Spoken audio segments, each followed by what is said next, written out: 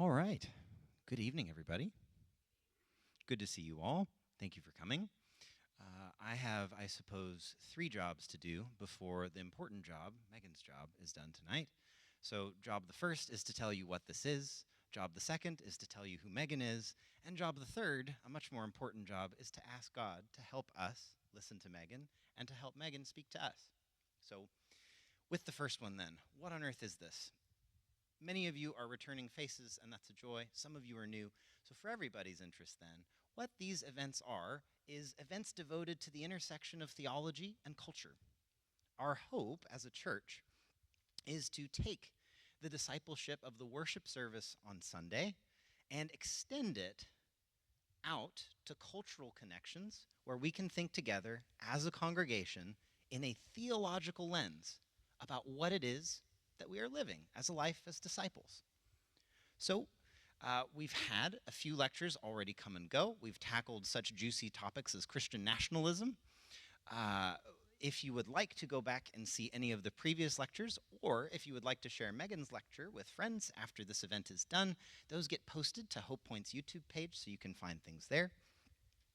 The way these events go is there's 3 main motions or 3 steps.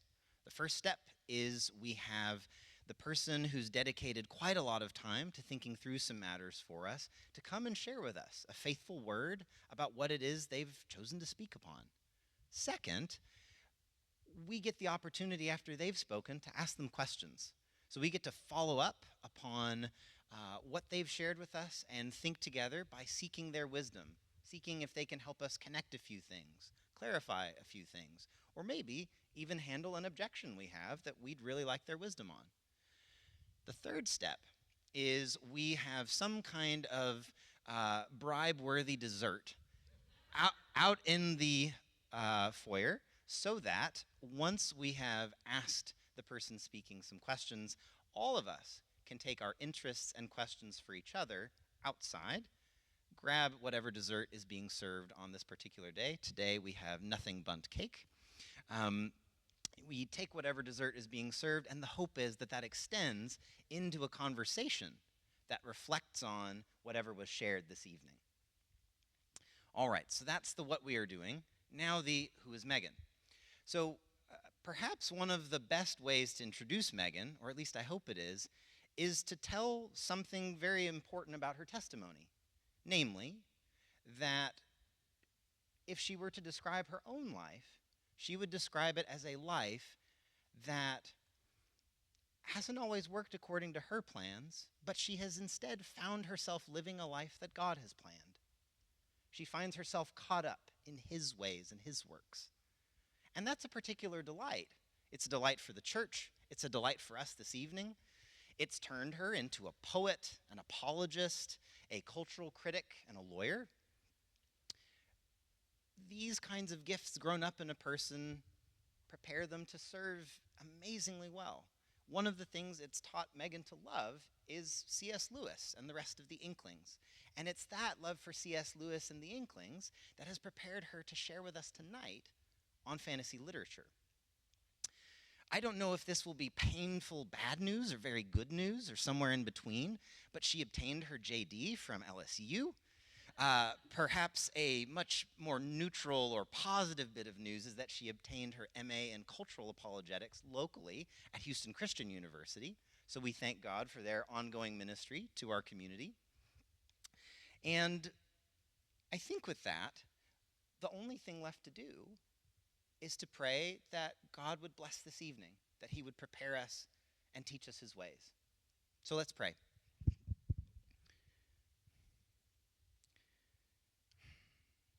God, we thank You that You have told us in Your scriptures that of the writing of many books there is no end. But in the midst of maybe our vanity and folly to write many books, some of these books have turned out dear gifts. Some of these books have turned out dear gifts from dear friends. We thank You for the ministries of C.S. Lewis, J.R.R. Tolkien, and now our friend Megan Rials, who comes to share with us tonight. We ask that You would help us turn our attention toward this work of fantasy literature, to search out its dangers and its blessings, and to steward those in light of a discipleship wholly given over to you. Bless Megan as she speaks to us. Bless our ears to hear her well. Feed our minds with curious questions to offer her, things that respond well to her lecture. Bless the food we share tonight, and bless our fellowship, we pray. We ask all these things in Jesus' name. Amen. Please welcome Megan Rials.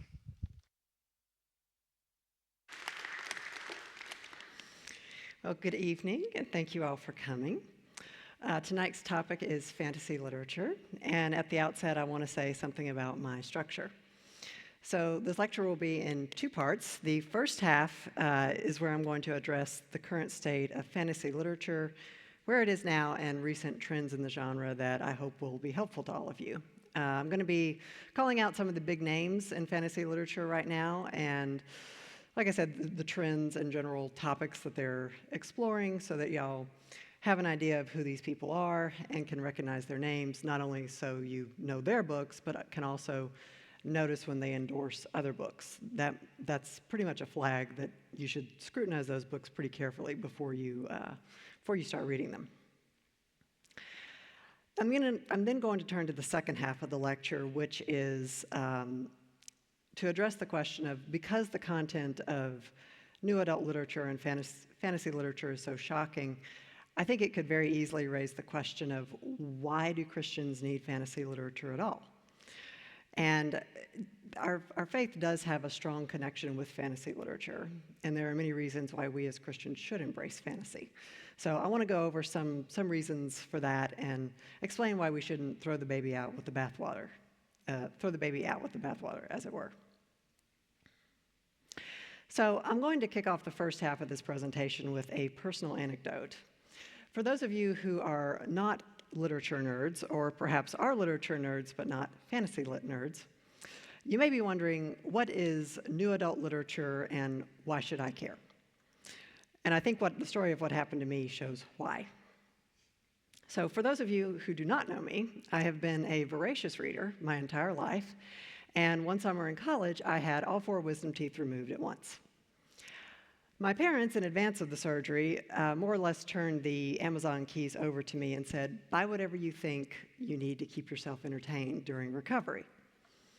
As you can imagine, faced with the prospect of being stuck on the couch with nothing to do for a week and a half, 2 weeks, I made quite the haul off Amazon. Among my mini stacks were the Covenant series by Jennifer L. Armentrout. The online descriptions billed the book as following the adventures of the descendants of Greek gods and goddesses with supernatural powers in the modern world. Of course, I was immediately sold. I bought all the books after the surgery, began reading them. And I noticed as I progressed through them that they tended to be a little bit more frank in describing the main character's physical attraction to her 2 love interests, because of course there was a love triangle. And the author was becoming increasingly focused on featuring LGBT identifying characters in same-sex relationships. None of it was enough to make me stop reading the books, though, so I continued on. Until in the very last book, I was met with an extremely graphic sex scene. That was when it finally got through my painkiller-induced fog that there was something categorically different about these books than the young adult literature I was used to reading and the classics I had read. So once I had recovered from the painkiller-induced fog, I made my way to Google, which confirmed my suspicions. According to Google, the Covenant series was part of an emerging genre called new adult literature. And here is why this matters and why Christians should care and be concerned. There is a strong cross-pollination between new adult literature and fantasy literature, and new adult literature tends to heavily focus on graphic sex scenes, depictions of same-sex relationships, and depictions of the occult. It is one of today's most popular genres. It dominates online discourse about literature right now. Although I'm not on TikTok, I'm told that the books are extremely popular on the platform's BookTok community. Now, as the very name new adult suggests, the genre itself is essentially a continuation of young adult literature. So YA, or young adult, is made up of books like Judy Blume's Are You There, God? Is It Me, Margaret? Suzanne Collins' Hunger Games series, and J.K. Rowling's Harry Potter series. Now, those books tend to end when the characters turn 18. The Harry Potter books are a good example of this. The books end the characters' last year of school once they've turned 18. And of course, I would say general literature tends to pick up with characters that are a little bit older, so maybe late 20s, 30-ish onward. So that left a gap for readers in their late teens, early to mid-20s, looking to find characters around their age. So enter new adult. New adult picks up where young adult leaves off and focuses on characters in their late teens and 20s, and the challenges attendant to that stage of life. As I learned from Google after my brush with the Covenant series, new adult emerged as a genre in approximately 2010. And as I said, there's a pretty strong cross-pollination between fantasy literature and new adult literature, even though they don't always cross over. I think there have been a number of cultural shifts over the last 15 or so years that explain why new adult tends to focus on progressive storylines. The first is in 2011, E.L. James's pornographic novel 50 Shades of Grey was published. Although pornography in literature is certainly nothing new, I think that book really normalized pornography in mainstream literature and made it very normal to read and talk about. Second is that in 2015, the United States Supreme Court issued the opinion of Obergefell v. Hodges, which forced all 50 states to recognize same-sex marriage. And third, beginning around 2010 onward, there's been a huge spike in a rise in paganism and witchcraft to fill the void left by the decline of Christianity. And if you want more on that topic, I'd highly recommend Tara Isabella Burton's book, Strange Rites, which I've got on the screen. Now, I've been watching this cross-section between new adult and fantasy literature since my college incident, and I've made a number of observations that I hope are helpful to all of you as you seek to navigate fantasy literature in this age of NA dominance, and as you're seeking to screen books possibly for your kids. First, many authors begin publishing in the YA young adult field and then gradually switch over to new adult. That allows them to explore edgier topics. Online, this is typically referred to as the spice content. So the spicier a book is, the more graphic sexual content it tends to feature. Armentrout's books are an example of this, but the poster child is Sarah J. Maas. Her first series was the Throne of Glass series. It was originally published as YA. It became new adult NA with the sixth installment, Empire of Storms, which featured increasingly graphic violence and sex scenes. Her next series was A Court of Thorns and Roses, or ACOTAR as it is known online. If you have a teenage daughter, ask her what ACOTAR is, and I guarantee you she will know. These books dominate the online discourse about new adult and fantasy literature right now. They are also generally considered the start of yet another subgenre of modern literature called romantasy, which, as you can tell, is a fusion of romance and fantasy. Now, not all romantasy is sexually explicit, so I don't want to cast aspersions on it with impunity, but a lot of it is. And ACOTAR is the prime example of that. ACOTAR is supposed to be a retelling of Beauty and the Beast,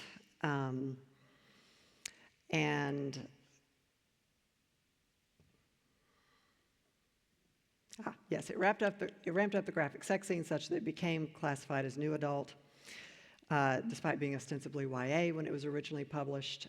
The books are so graphic that they fell within the definition of, quote, objective sensitive material under a Utah law addressing pornographic or indecent material in schools. The ACOTAR books also generally feature sexually violent themes and potentially abusive male love interests. Now, another example of an author who has followed a similar path is Rebecca Yarros. She is the author of the popular Empyrean pentalogy, the first book of which is Fourth Wing, for those of you who don't recognize the name of the series itself. Now, just as with graphic sexual content, NA books push the envelope when it comes to LGBT relationships and depictions of the occult. Leigh Bardugo is an example of this. She is the author of the Shadow and Bone trilogy, which was relatively recently adapted for Netflix, and the Six of Crows duology. And she has gradually increased the number of storylines featuring same-sex relationships and depictions of the occult. Bardugo is a Yale graduate, and her latest series is the Alex Stern series, which explores the occult rituals that the Yale secret societies allegedly practice. These books are rife with the depiction of occult rituals, LGBT characters and relationships, sexual assault, child rape, and extreme violence. The second book in the series is Hellbent, which you can see on the screen there with the dead rabbit. It takes the series to even more extreme degrees. The storyline features the main characters actually taking a trip to hell to rescue another character whose soul has become part demon and is bound to another more powerful demon. Bardugo shows no signs of stopping this trend. Her latest book is The Familiar, which features a Spanish Jew who converts to Catholicism in Renaissance Spain and relies on her Ladino refrains, or magical sayings, to survive, along with the help of a familiar, which is a supernatural being bound to a particular family. Another example of another fantasy and NA author that has followed a similar path is V.E. Schwab. She is the author of the Shades of Magic series, which has featured on increasingly progressive storylines, featuring graphic sex scenes and LGBT characters and relationships. Schwab herself is a self-proclaimed gay woman who now uses the pronouns of she and they. And she is also a practicing pagan who has publicly discussed her, quote, love for the gods with a little g. One of her most popular books is The Invisible Life of Addie LaRue, which features a bisexual main character. And her latest outing, Bury Our Bones in the Midnight Soil, features a cast of 3 lesbian vampires. Yet another example of this trend is Erin Morgenstern. She's the author of The Starless Sea. That book features as its main character a gay man whose romance with another man is a key part of the plot. And more recently, Morgenstern has published her own tarot deck and guidebook. Now, if all of this is not enough to make the hairs on the back of your neck start standing up, yet another new frontier that is gaining popularity in NA literature is the subject of bestiality and humans having romantic and sexual relationships with creatures that are less than human. The ACOTAR books are an example of this. As I said, this trend is really gaining steam lately. I've picked one example at random, which is J.C. Lynn's For Whom the Bell Tolls, which features its main character, a woman who has a sexual relationship with a demon. Now, I won't go into any further detail, but I think you get the point of the frankly demonic direction that this genre is taking. As a final note, for those of you who are curious how to screen for this type of content, to make sure or to see if it's something you don't want to read, I would recommend Goodreads.com. That site, it's a site featuring books and readers' reviews of books. So even if you don't agree with the reviews themselves, if you read the reviews, it'll give you a very good idea of what the content actually is. This is also a good resource for parents who don't have time to read all of the books that their kids want to read. Now, I grew up in a church that was generally suspicious of all fantasy literature, and I know the objections that I would hear from that church after hearing everything I just said, which is, why do we need fantasy literature at all? Isn't all of this just yet another reason to ignore fantasy literature and not read it? In other words, what is so special about fantasy literature that any other genre of fiction couldn't, that the purpose could not, another genre could not serve? Now, as a Christian fantasy lover, I've struggled with that question for a very long time now.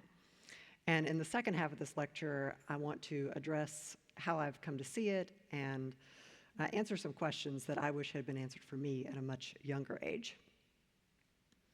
I've always found something particularly spiritually nourishing about fantasy literature, and I would say I never truly understood why until I studied the works of the Inklings, particularly J.R.R. Tolkien, author of Lord of the Rings, and C.S. Lewis, author of the Narnia Chronicles. Now, I haven't had time to research the relationship of Christianity with fantasy literature going back hundreds of years, but certainly in the last couple of hundred years, Christianity has had a strong relationship with fantasy literature via the work of the Inklings and their predecessors. The most prominent Christian apologist of the 20th century, of course, was C.S. Lewis, who is also more or less the patron saint of Anglicanism. And he credited fantasy literature with bringing him back to the faith in two key ways.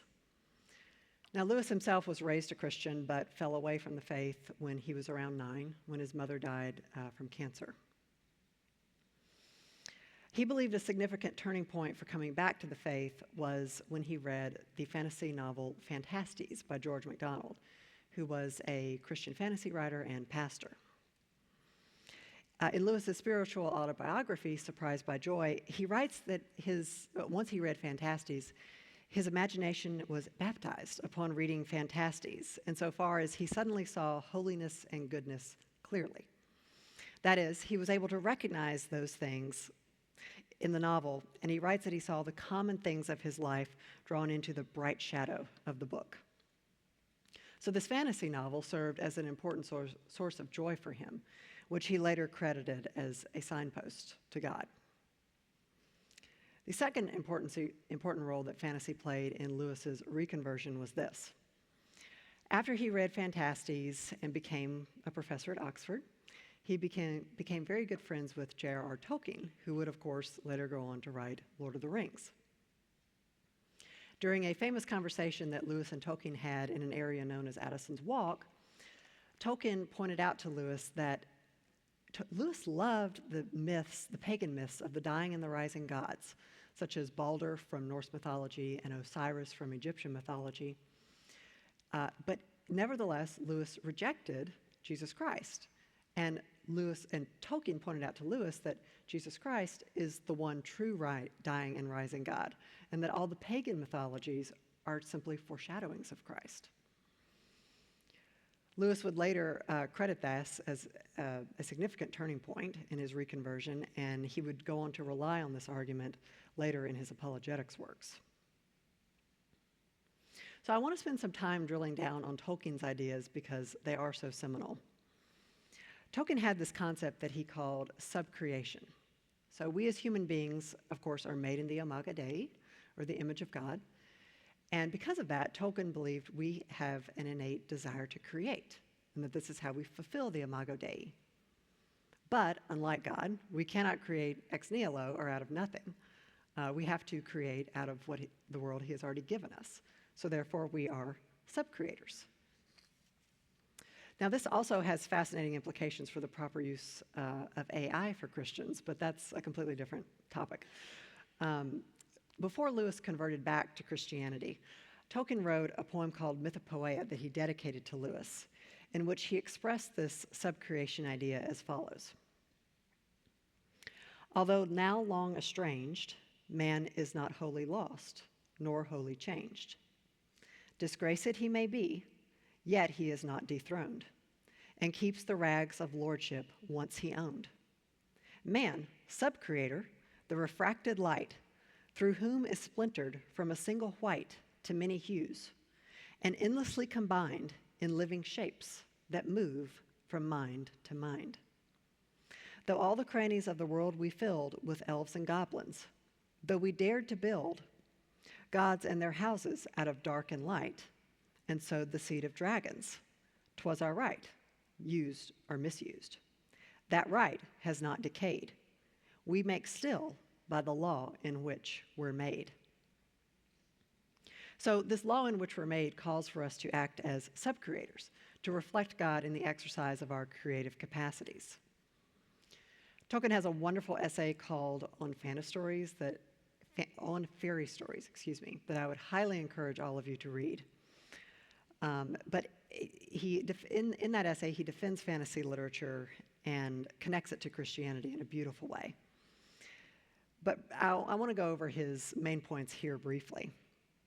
He says that fantasy offers the following specific advantages in literature: recovery of a clear view of the world, free from cynicism or boredom, escape from the fallen nature of our world, and consolation of the happy ending out of a seeming tragedy, an evangelium that gives us, quote, a fleeting glimpse of joy, joy beyond the walls of the world, poignant as griefs.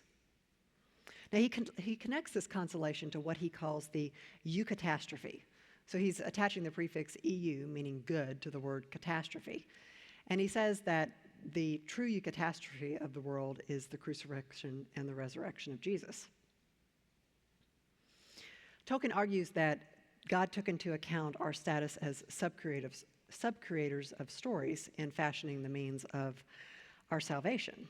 He argues that the greatest and truest fairy story that the world has ever known is that of the gospel, of the good news of the resurrection coming out of the seeming defeat of the cross. As he puts it, art has been verified. God is the Lord of angels and of men and of elves. Legend and history have met and fused. Now, to those who would argue that fantasy can be abused, Tolkien agrees, but responds with the Latin phrase abusus non tollit usum. In other words, the abuse of a thing does not invalidate its use. So what Tolkien is arguing here is that the various misuses of fantasy don't invalidate its role and proper place in the life of the Christian. Now, as helpful as all of this is, and as illuminating as I found it when I was looking for answers to my own questions, this essay also does not answer specific objections that I've heard many Christians raise against fantasy literature, particularly in light of Scripture's prohibitions against sorcery and witchcraft. As we all know, fantasy always features some combination of spell casting and sorcery, and perhaps the occasional consultation of the dead. But we all know how poorly Saul's appointment with the Witch of Endor went in the Old Testament, and Deuteronomy's prohibitions on things like spell casting, the occult, reading omens, etc. Now, I never found the arguments of some pro-fantasy Christians that, well, it's just literature, so it doesn't really matter, to be particularly convincing, because that directly diminishes and discounts the role that any story and any art that we consume, the role that has on the power it has over our minds and our imaginations, and how it forms us and disciples us, possibly in either a negative or a positive way. On the other hand, the arguments of Christians who just wanted to throw out fantasy literature altogether on the basis that, well, having any kind of magic in fantasy literature is automatically demonic, never rang true to me either. So after much studying and prayer and thought on these topics, this is how I've come to see it and why.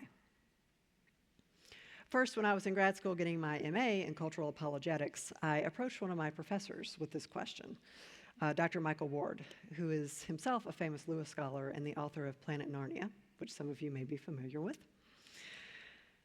His response to my question was to point to the portions of the Gospels featuring Jesus after the resurrection, and the incredible things he could do in his resurrected body, such as walking through walls, traveling long distances, etc. He also pointed to 1 John 3:2, which promises that our resurrected bodies shall be like Jesus's. And Dr. Ward pointed out to me that most people would certainly consider all of these things that Jesus was doing as magical, which of course got me thinking about the definition of magic. More on that in a moment. Second, in researching this topic, I found that there's a difference in fantasy literature between so-called invocational magic and incantational magic. Now, invocational magic draws on a source of power. So in other words, you are summoning a spirit, a demon, to do the thing, the magical thing for you or through you. That's pretty clearly consorting with demons, which Scripture prohibits. Incantational magic, though, in fantasy literature is very different. In those stories, the words themselves just happen to have this magical effect, such as saying, "Open sesame." And once you say them, magical things happen. And I think we can all agree that that's a very different thing from summoning a demon to do a magical thing for you. This distinction between incantational magic and invocational magic led me to my main realization about magic in fantasy literature. I realized that the fantasy literature I loved featured magic as simply an ability, like an artistic bent or an athletic talent, and that this depiction of magic as simply an ability is in an alternate universe where the rules of the world are not the same as ours, is fundamentally different from the kind of sorcery prohibited in Scripture, which is condemning invocational magic that would require interaction with the demonic source to work. So featuring magic as simply an ability allows the author to use magic as a stand-in for commentary on some other topic. As an example of this, I've seen many commentators on the Harry Potter series say that Rowling was simply using magic as a way of commenting on technology and power in the books. So all of that is fundamentally different in character from invocational magic because it doesn't rely on the demonic as a power source. It's more or less morally neutral from a scriptural standpoint. So I want to come back to the definition of magic and a helpful elaboration on this topic that I've found in a relatively recently published book on Magic and Miracles, A Theological Guide to Discerning Fictional Magic by Marian Jacobs. This is actually the only book on this topic that I've ever run across discussing how Christians should treat magic in fantasy literature. So for those of you who are interested in going further in this, I would highly recommend you read this book. Jacobs picked up on the same thing that I just talked about, this phenomenon of magic is simply an ability in fantasy literature.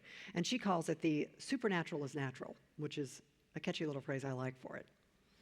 And she also points out that these kinds of magical abilities in fantasy literature can be extremely beneficial for our culture because they strike at the heart of materialism, which tries to reduce the world to what we can see and feel and touch. Fantasy literature in this way reminds us of the supernatural world and that we are spiritual beings with souls and are involved in spiritual matters that we can't always see. Indeed, she points out that Revelation itself is itself a kind of visionary literature. So in reading fantasy literature, we're exercising neuroplasticity, or the molding of our brains to new ideas. So in other words, we exercise our faculty and our capacity for being receptive to this visionary literature. And we strengthen our imaginative capacity and ability to receive that which seems impossible to our overly rationalistic and logical minds. On a similar note, she also points out that the connective tissue among our God-given faculty for imagination, fantasy, and faith is seeing that which cannot be seen. In other words, imagining what exists and does not exist in our perceived reality, which involves conceiving that another world or spiritual realm is alive and active where we cannot see it. That helps to strengthen our faith in an all-powerful creator. And indeed, as she points out, the resurrection itself is a fantastical supernatural act. A couple of other points she makes that I want to highlight because they've been very helpful to me as I've thought through these issues. She points out that in fantasy, characters often speak to the dead, such as Aeneas's visit to the underworld or Hamlet speaking to the ghost of his dead father. And she points out that more often than not, these scenes are meant to impart information to the character and are more or less metaphorical in nature. So they're not an automatic endorsement and celebration of necromancy. So we should grant some literary license when dealing with characters speaking to ghosts or the dead. She also addresses the question of pagan mythology, which was a question I had for many years. We know that at least some pagan mythology is most likely drawn from the worship of demons because it seems extremely likely that in ancient times, Demons were masquerading as the gods and goddesses of ancient mythology in order to draw worship from the followers. But as Lewis and Tolkien show us, pagan mythology also features many stories about dying and rising gods that are a clear foreshadowing of Jesus himself. So Jacobs asked the question, how can we know which myths were man-made and which were created by demons? And she suggests that the main dividing line to focus on is the values of the stories, because as she puts it, demons do not tell stories of self-sacrifice and real love. Only humans, images of God, are capable of innately understanding the goodness and beauty of a God who lays down his life for the people he loves. I want to conclude with a few more points from Jacobs. She has 5 questions that are particularly helpful in discerning whether Christians should or shouldn't read particular works of fantasy that are extremely useful in analyzing works of literature. They are in order. First, what is the identified source of magic in the story? Is the source demonic or divine? Second, what is the goal of the magic user? Do they desire the glorification of God as the source or themselves? Do they love others or themselves? So this touches on the ethics and morality of the story itself and the characters. Third, what is the heart posture of the magic user? Is the user humble or proud before God, the source? Fourth, what is the setting of the magic? Is the relational setting upside down or right side up? Are vulnerable people honored or exploited? And by upside down, what Jacobs is referring to there is the nature of God's kingdom, and the first being last and the last being first, and so on. And finally, she asks, what magical methodology is used? Is the method dependent on or demanding of the source? Now that, of course, touches on the incantational versus invocational magic distinction that I've already discussed, and the supernatural as natural question as well. Jacobs generally suggests, and I agree with her, that this question of methodology should probably be the least important in our calculus, because so many authors draw on methods like spellcasting, and the ethics of that really centers on what the source of the magic is, rather than the exact methods that are employed to use the magic. And with that, I have reached the end. On the last few slides, I've got some recommendations of some modern fantasy books that I have really enjoyed, and I can go into more detail on that in the Q&A if y'all are interested. And I also have a slide with some resources of articles that I relied upon for this. And with that, I think we're ready for Q&A.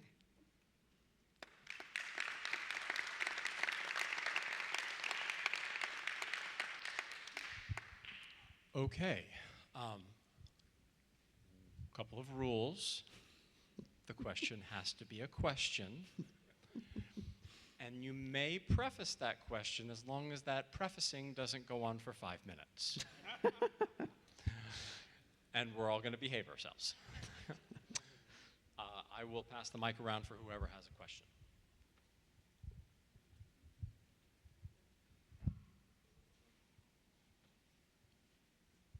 Well, I'd like to see the list of the acceptable ones.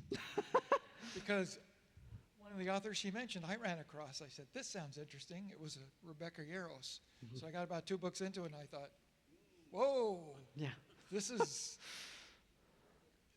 violent yeah.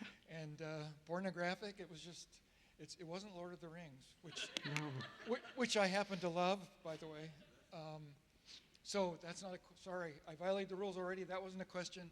But I'd like to see some acceptable ones so I don't run across. Okay, they're on this. They are on the last few slides. If we can get there.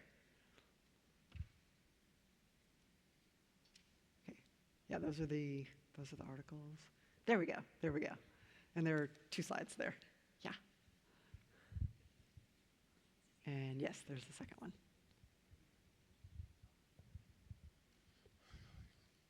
Okay, maybe we can make this available somehow. We'll work on that. Yeah. Okay. Yes, ma'am. So why should we keep fantasy literature? Why should we? Yeah. I mean, that's the title, right? Where it is now and why should we keep it?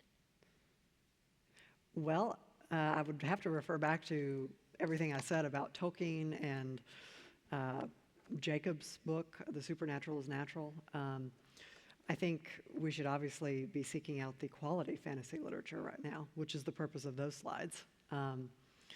But yeah, I think that's why we should keep it, and we should encourage the writing of quality fantasy literature, and not encourage the authors that I've already discussed and called out as the kind of the golden calves of new adult literature right now.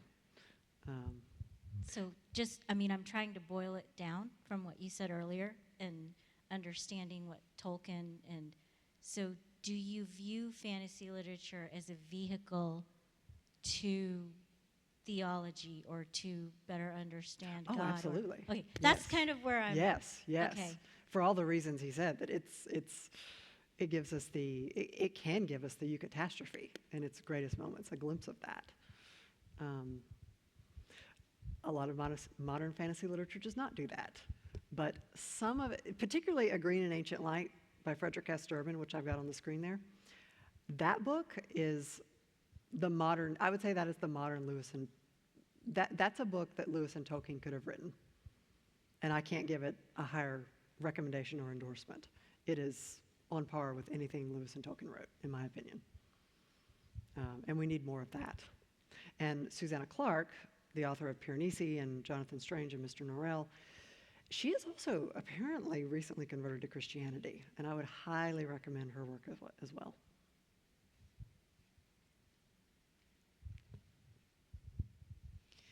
So I think it might be helpful if you could elaborate on the concept of romantasy, because most of those authors in the new adult that you recommended, I would categorize as romantasy more than actual fantasy literature. And I think what's really moving books right now and gripping our young people is the romantasy flavor of fantasy.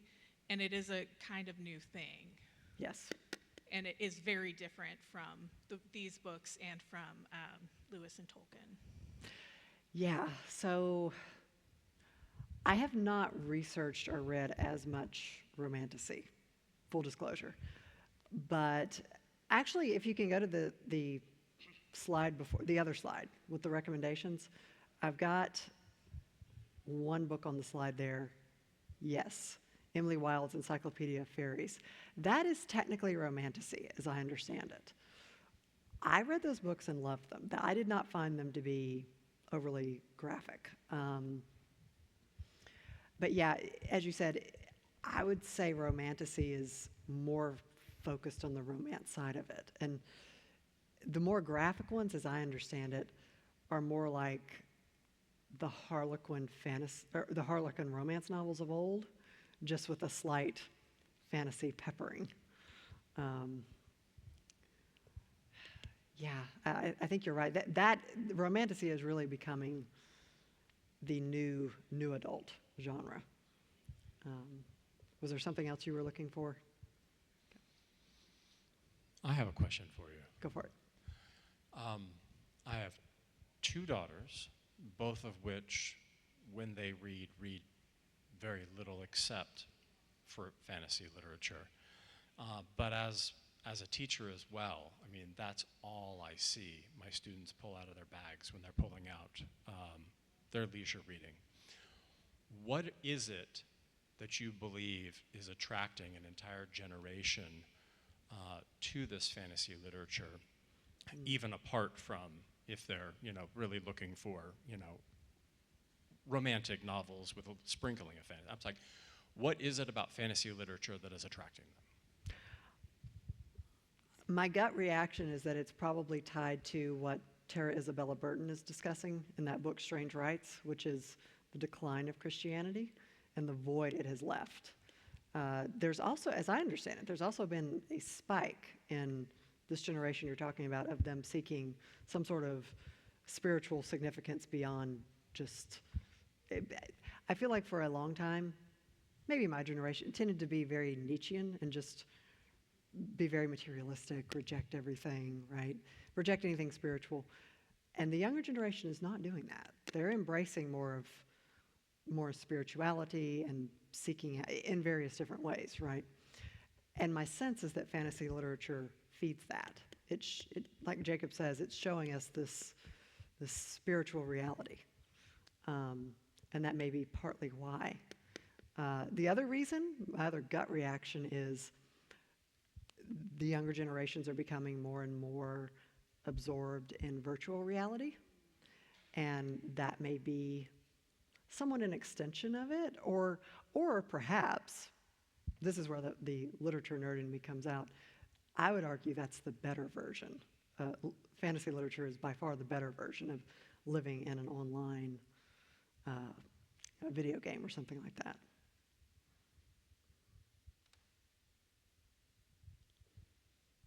I have another question, but I will yield to anybody else.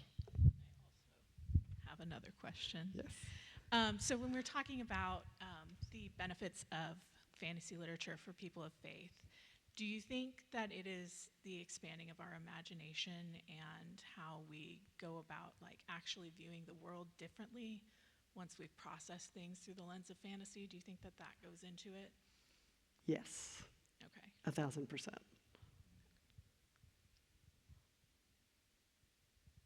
She kind of stole my question.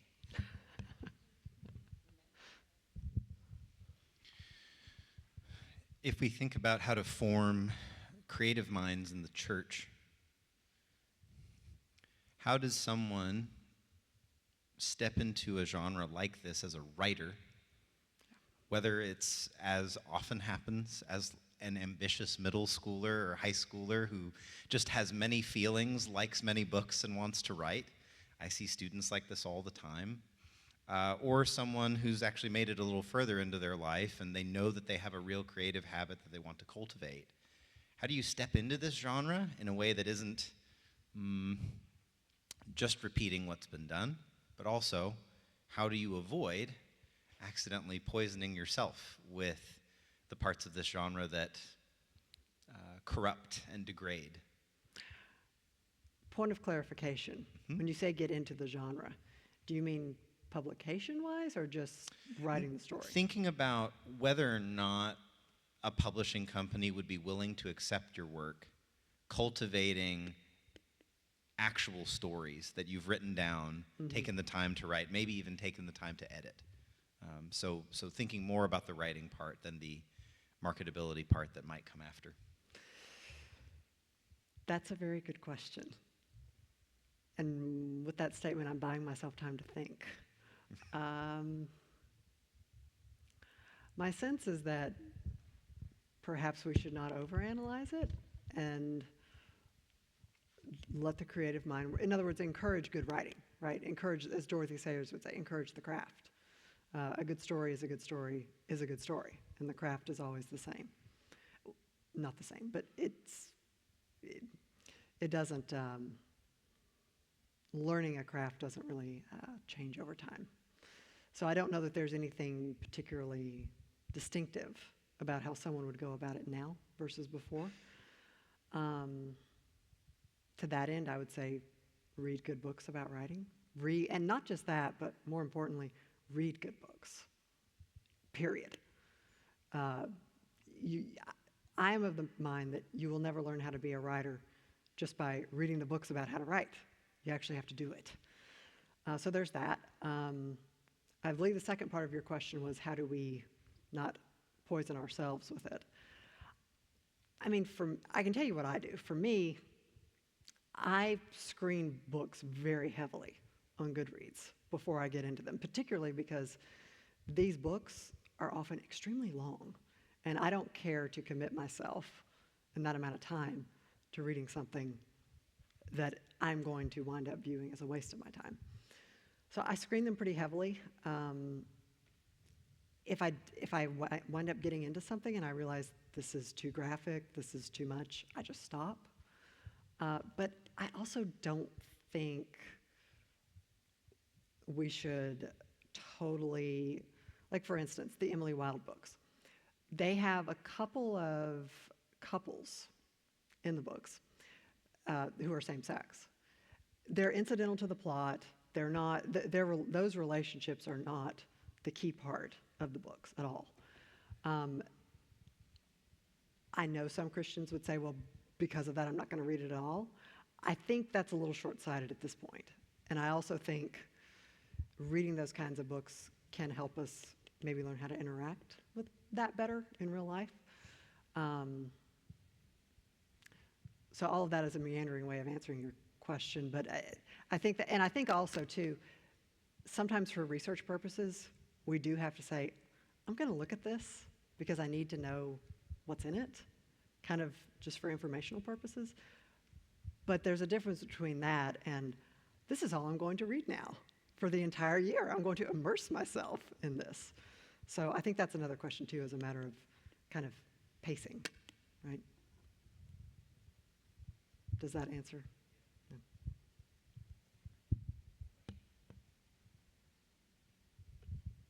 Just thinking about what you're saying, do you think an analogy can be drawn between what we watch and what we read? Because a lot of people won't watch a show because there's a side relationship that isn't biblical. Well, I don't know how many shows do have relationships that are fully biblical, regardless of the same sex or not. We've so much normalized, right? Not just that, but the divorce was okay. Like you see all these movie stars. Anyway, that's kind of going off point, but just how do we? I guess how would you say we help younger people understand or screen? I mean, they're going to get what they're going to get, but this is the first time I'd even heard of this new adult thing. Like, I was like, oh my gosh, that's a whole publishing thing. I had no idea. So how, being with your master's and moving in academic circles, is that being addressed in those circles? In other words, apologetics talks about science all over the place. Yeah. But this cultural awareness and how we interact on that side of apologetics, is that being discussed in academic circles? And I understand that this forum is fantastic, right, to be able to educate parents and stuff, but is this the next wave of some of the apologetics?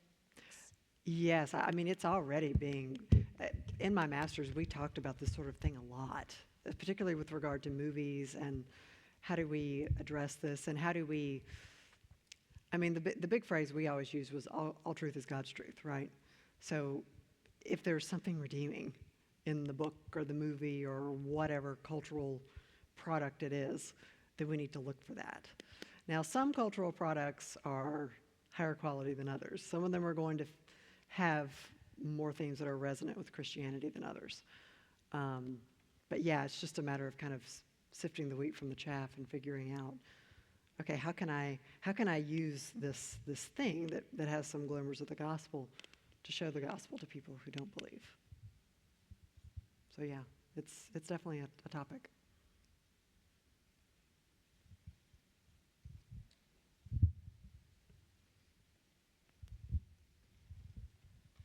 So from what I understood, it seems like maybe a theme in some of these series of fantasy or romantic fantasy novels that they start out more innocent, less graphic, and they get further and further graphic. And I've seen that even in more children's book. Wings of Fire starts out just this nice story about dragons, and when you get invested to like the 6th or 8th book, then there's a whole lesbian relationship. Stranger Things did the same thing to us.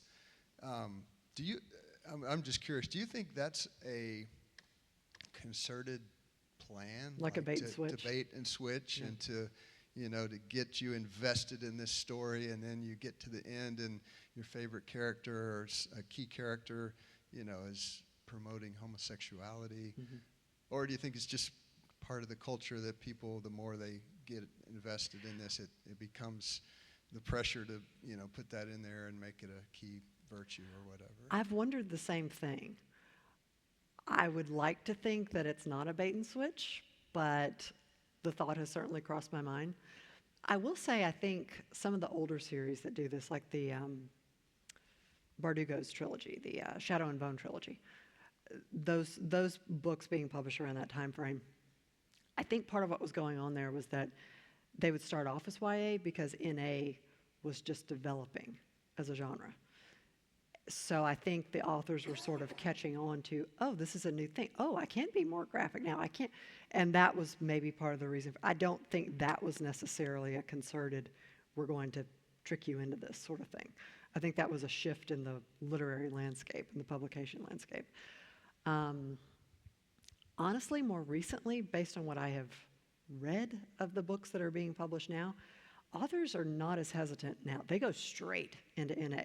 They go straight into the graphic stuff because it's established at this point. So I think there's less tiptoeing around it, which in a way is sort of good, right? Because then you know right off the bat, they're not hiding their cards. This is what they're doing. They're being upfront about it. And as you said, you don't get invested in it only to then find out, oh, wait, there are things in here I don't want to read, but now I'm interested and invested to see how the story ends.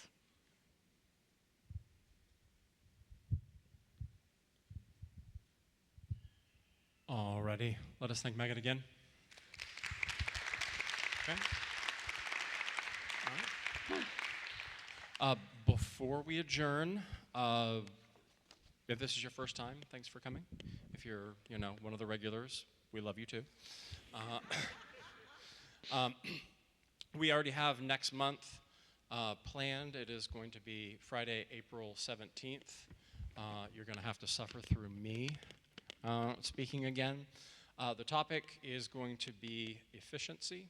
So we're going to explore the sort of cultural logic of efficiency and waste and how that comes to bear upon our understanding of believing and living out the gospel in a modern world. So if it doesn't sound exciting, I will make it exciting. So just show up, okay?